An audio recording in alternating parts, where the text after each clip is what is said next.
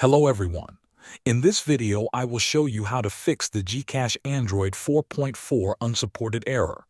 First, if you are seeing the GCash Android 4.4 unsupported message, the first thing you should try is checking your developer options.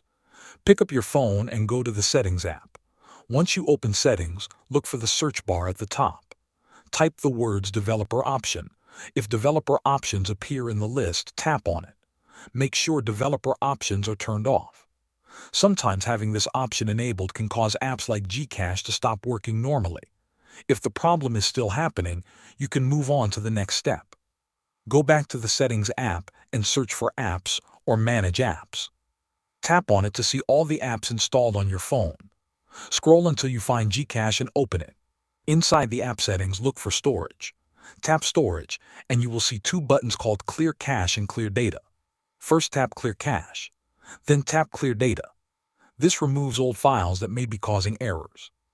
If the error still appears, the next step is to check for a software update on your phone. Go back to Settings and scroll down until you see the About section or About Phone. Tap on it and look for Software Update or System Update. If an update is available, download and install it.